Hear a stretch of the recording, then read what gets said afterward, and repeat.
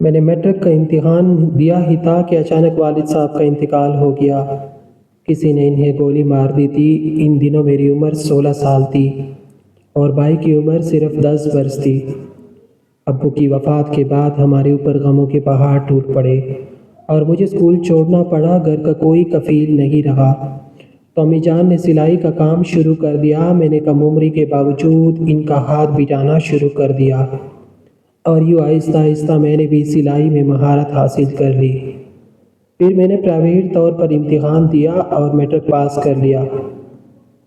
تائی ابو کی سفارش سے مجھے ایک اسکول میں نوکری مل گئی جہاں صرف 1200 روپے تنخواہ ملتی تھی۔ اس زمانے میں یہ تنخواہ 12,000 کے برابر تھی۔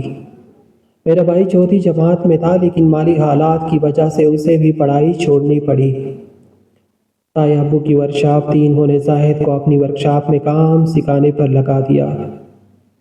تائی ابو کا بیٹا ساجد مجھ سے محبت کرتا تھا لیکن میں سوچتی تھی کہ والد کی موت کے بعد ہماری حالات خراب ہو گئے ہیں تو بھلا اب ساجد کو مجھ سے کیا لگاؤ ہوگا۔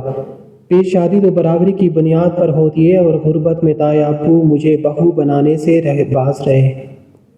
ایک دن اسکول سے گھر لوٹ رہی تھی تو ساجد مل گیا۔ وہ موٹر سائیکل پر تھا اور کہنے لگا کہ چلو میں تمہیں گھر چھوڑ دیتا ہوں۔ راستے میں ہم باتیں کرنے لگے۔ میں نے کہا کہ ہمارے حالات بدل گئے ہیں تو میں سوچتی تھی کہ تم مجھ سے ملنا چھوڑ دو گے۔ ساجد نے جواب دیا کہ ایسا تم نے کیسے سوچ لیا؟ دولت سے رشتے نہیں جڑتے، یہ دلوں اور محبت سے جڑتے ہیں۔ جیسے روح کے بغیر انسان کچھ نہیں ہوتا ویسے ہی محبت کے بغیر زندگی بیکار ہے۔ جب میں گھر پہ پہنچی تو ایک اجنبی نوجوان اور ایک بیمار لڑکی کو دیکھ کر حیران ہو گئی۔ امی نے مجھے بتایا کہ پریشان مت ہو، یہ اسد اور اس کی بیوی ہے۔ پچھلے زلزلے میں ان کے والدین گم ہو گئے تھے اور ان کا کوئی پتہ نہیں چلا کہ وہ کہاں گئے۔ یہ دونوں تمہاری خالہ کے پڑوسی تھے اور خالہ نے انہیں یہاں بھیجا ہے۔ میں نے ان کو پناہ دے دی ہے۔ میں نے کہا لیکن امی ہم خود بھی مشکلات کا شکار ہیں۔ امی بولی کہ بیٹی مہمان اپنی قسمت ساتھ لاتے ہیں۔ امی کے سمجھانے پر میں نے اسد کو بھائی اور ان کی بیوی کو بابی مان لیا۔ اسد بھائی بھی زاہد کے ساتھ تائی ابو کی ورکشاپ میں کام پر جانے لگے جس سے ہمارے حالات کچھ بہتر ہو گئے۔ دوسری طرف ساجد دل لگا کر تعلیم مکمل کر رہا تھا تاکہ جلد از جلد مجھے بیاہ کر اپنے گھر لے جا سکے۔ آمنہ بھابی کی صحت اب پہلے سے بہتر ہو چکی تھی۔ ایک دن میں اسکول سے واپس آئی تو بھابی کی طبیعت بہت خراب تھی اور امی کو انہیں اسپتال لے جانا پڑا۔ رپورٹ آئی تو پتہ چلا کہ وہ امید سے ہے۔ ہم سب اس خوشخبری پر بہت خوش ہوئے لیکن بھابی رو رہی تھی کیونکہ انہیں اپنے والدین اور سسرال والے جو تایا اور تائی لگتے تھے یاد آ رہے تھے۔ دن ہنسی خوشی گزرتے گئے۔ پھر وہ دن بھی آ گیا جب بھابی کے یہاں ایک بچے کی پیدائش ہوئی۔ اب مجھے ایک ننھا بھتیجا مل گیا تھا اور زاہد کو چپ کروانے والا بھی۔ امی جان نے پورے محلے میں مٹھائی تقسیم کی کہ اللہ تعالیٰ نے اسد بھائی کو چاند سا بیٹا دیا ہے۔ میں نے اس کا نام علی رکھا۔ جب علی 1 سال کا ہوا تو ہم نے اس کی سالگرہ منائی۔ جب میں اسکول سے آتی تو وہ میری راہ تک رہا ہوتا۔ جب وہ 3 برس کا ہوا تو ایک دن اچانک اس کا حقیقی ماموں ہمارے گھر آ گیا۔ میں اسکول سے واپس آئی تو ایک خوبصورت نوجوان کو علی کے ساتھ کھیلتے دیکھا۔ میں حیران ہوئی تو بھابی نے کہا کہ فرح یہ میرا بھائی یاسر ہے اور یہ لندن سے آیا ہے۔ واہ واہ، ایسے بھی بھائی ہوتے ہیں جو سالوں تک بہنوں کی کوئی خبر نہیں لیتے۔ میری یہ بات سن کر یاسر چون کر میری طرف دیکھنے لگا اور پھر بھابی آمنہ سے پوچھا کیا یہ اتنی بدمزاج ہے؟ بھابی کہنے لگی ہرگز نہیں، یہ بالکل بدمزاج نہیں ہے، بس میرے دکھی دنوں کو یاد کر کے ایسا کہہ دیا ہے۔ پھر بھابی نے کچھ سوٹ میرے سامنے رکھے اور کہا فرح ان میں سے جو پسند آئے وہ لے لو، یہ یاسر تمہارے لیے لایا ہے۔ میں نے کہا بھابی یہ تو آپ کے لیے ہے، آپ ہی پہنے، میں نہیں لوں گی۔ یاسر نے کہا ارے بابا لے لو، مجھے کیا خبر تھی کہ یہاں اور بھی لوگ ہیں، ورنہ سب کے لیے لے آتا، لیکن میں نے اس کی بات سنی انسنی کر دی۔ اگلے دن ساجد آیا اور میرے لیے عید کا تحفہ لایا۔ کہنے لگا فرح یہ جوڑا سلوا لو، عید پر پہن لینا اور دعا کرو کہ عید ہم اکٹھے ایک ہی گھر میں منائیں۔ میں اس کا مطلب سمجھ گئی اور مسکرا دی۔ جب میں نے پیکٹ کھولا تو اس میں سبز رنگ کا خوبصورت چوڑیاں تھی۔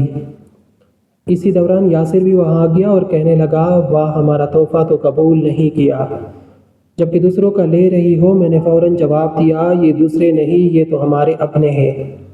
میرا جواب سن کر یاسر خاموش ہو گیا۔ اس کے بعد یاسر نے مجھ سے بات کرنا چھوڑ دیا۔ البتہ جب بھی کسی کام کرنے میں اس کے نزدیک سے گزرتی تو اس کی نظریں میرا پیچھا کرتی رہتی۔ میں سمجھ گئی تھی کہ وہ مجھے پسند کرنے لگا ہے۔ اگر ساجد میری زندگی میں نہ آیا ہوتا تو شاید میں یاسر کا ہاتھ تھام لیتی۔ وقت تیزی سے گزرتا گیا۔ ایک دن تایا اور تائی میری شادی کی تاریخ لینے آ گئے۔ امی نے خوشی خوشی تاریخ دے دی۔ جب یاسر کو اس بارے میں پتہ چلا تو اس کی حالات خیر ہو گئی۔ ایک دن موقع پا کر اس نے مجھ سے اپنی محبت کا اظہار کیا، مگر میں نے صاف کہہ دیا کہ ساجد میرا منگیتر ہے اور اب وہی میرا سب کچھ ہے۔ ہم دونوں ایک دوسرے کو دل و جان سے چاہتے تھے۔ میرا جواب سن کر یاسر کی آنکھوں سے آنسو بہنے لگے۔ میں نے کہا، روتے کی ہو، تمہیں کوئی اور مل جائے گی۔ وہ بولا، اور کوئی نہیں چاہوں گا۔ اگر تم مجھے نہ ملے تو دعا کرتا رہوں گا۔ میں نے پوچھا، کیا دعا کرتے رہو گے؟ اس نے جواب دیا، یہی کہ تم مجھے مل جاؤ۔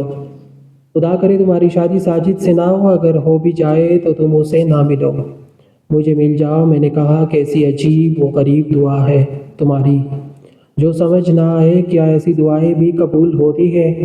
یہ کہہ کر میں نے اس کی طرف سے منہ پھیر لیا۔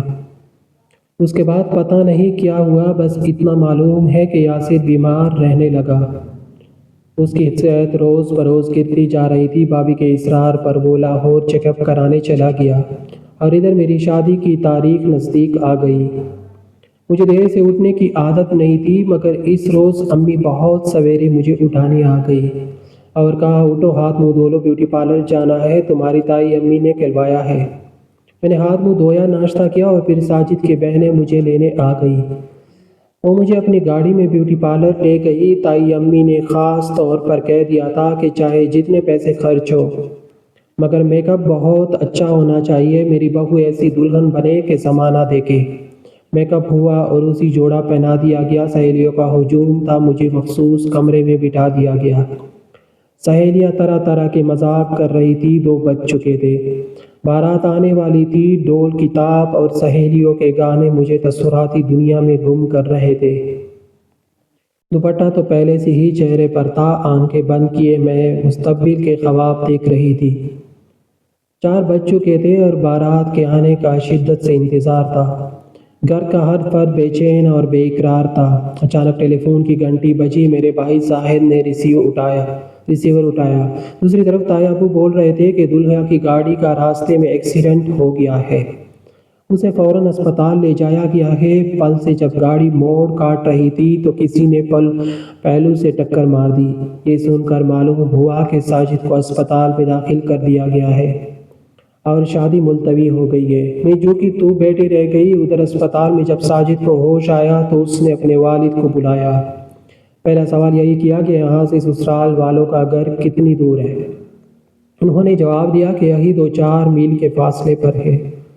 ڈاکٹروں کی ہدایت کے مطابق ساجد کو 3 دن بعد اسپتال سے فارغ ہونا تھا، مگر اس کی ضد اور شوق کے سامنے کسی کی نہ چلی۔ وہ اسی وقت گاڑی میں بیٹھا اور زخمی حالت میں بارات کو لے کر آ پہنچا۔ گھر میں مہمان جا رہے تھے، لیکن جب انہوں نے بارات کو دیکھا تو سب خوش ہو گئے۔ ہر طرف چہل پہل ہو گئی، خوشیاں لوٹ آئی اور شجانے بجنے لگے۔ نکاح کے بعد ساجد کو ایک کمرے میں لٹا دیا گیا۔ جب وہ بستر پر کروٹ بدلتا، چوٹوں کی وجہ سے اسے تکلیف ہوتی تھی۔ شدید چوٹوں کے باعث اس کے چہرے کا رنگ زرد تھا اور ماتھے پر کرب کے آثار نمایاں تھے۔ میں آدھے گھونگھٹ کے پیچھے سے اس سے دوسرے کمرے میں بیٹھ کر دیکھ رہی تھی اور بے حد غمگین تھی۔ وہ اپنی درد بھری آواز کو دبانے کی بہت کوشش کرتا تھا، لیکن درد کی شدت سے اس کی چیخ نکل جاتی تھی۔ میں اور اسی جوڑے میں عجیب پریشانی کا سامنا کر رہی تھی کہ اچانک امی آئی اور میرا بازو پکڑ کر آہستہ آہستہ ساجد کے کمرے میں لے گئی۔ ساجد نے آہٹ سن کر کروٹ لی اور مخاطب ہوا، چاچی جان، معذرت چاہتا ہوں کہ میری وجہ سے آپ لوگوں کو ناگہانی کرب کا سامنا کرنا پڑا۔ یہ تاخیر قدرت کی طرف سے تھی، میری طرف سے نہیں۔ فرح سے خاص طور پر معذرت خواہ ہوں کہ اسے بھی غم اور دکھ کا سامنا کرنا پڑا۔ امی ساجد کو دعائیں دیتی ہوئی کمرے سے باہر چلی گئی۔ میں نے ساجد کو سہارا دیا تو وہ تکیہ کے سہارے بیٹھ گیا اور سامنے میز پر رکھے بریف کیس کی طرف اشارہ کیا۔ میں نے بریف کیس اٹھا کر اس کے سامنے رکھا۔ اس نے سونے کی انگوٹھی نکالی اور میرا ہاتھ تھامتے ہوئے انگوٹھی میری انگلی میں پہنا دی۔ ساجد بہت دنوں سے جدائی محسوس کر رہا تھا اور اسی لمحے کا منتظر تھا کہ یہ جدائی کی گھڑیاں ختم ہو اور ہم دونوں اکٹھے ہو جائے۔ پھر اسی نے بے تکلفی سے میرا گھونگھٹ اٹھایا اور مجھے خود سے قریب کرنا چاہا، لیکن اسی لمحے وہ شاید کرب میں مبتلا ہو کر تڑپ اٹھا اور اسے کیس شروع ہو گئی۔ میں گھبرا کر امی کو آواز دینے لگی، تبھی سب دوڑ کر آئے۔ تایا اور تائی بھی دیوانہ بہار پہنچ گئے۔ فوراً اسے اسپتال لے جایا گیا۔ جب وہ بے ہوش تھا، اگلے دن ڈاکٹروں کی ہزار کوششوں کے باوجود اسے بچایا نہ جا سکا اور وہ اپنے خالق حقیقی سے جا ملا۔ میں بیٹھی رہ گئی۔ جب مجھے ساجد کے انتقال کی خبر دی گئی تو یاسر کی عجیب و غریب دعا یاد آ گئی۔ کبھی کبھی واقعی عجیب دعائیں بھی قبول ہو جاتی ہے۔ یاسر نے جانے کس دل سے دعا کی تھی کہ وہ دعا قبول ہو گئی، گو کہ ادھوری۔ میری ساجد سے شادی ہو گئی لیکن نہیں بھی ہوئی۔ میں اسی کی دلہن بن کر بھی اسی کی نہیں بن سکی، اس کی ہو کر بھی اس سے جدا ہو گئی۔ یہ کیسی شادی تھی اور یہ کیسے ادھوری دعا قبول ہوئی؟ آج معلوم نہیں کہ یاسر کس حال میں ہے، مگر جس حال میں بھی ہے اگر کبھی مل گیا تو اس سے ضرور پوچھوں گی کہ آخر تم نے ایسی دعا کیوں کی جس نے میری زندگی کو اجیرن کر دیا۔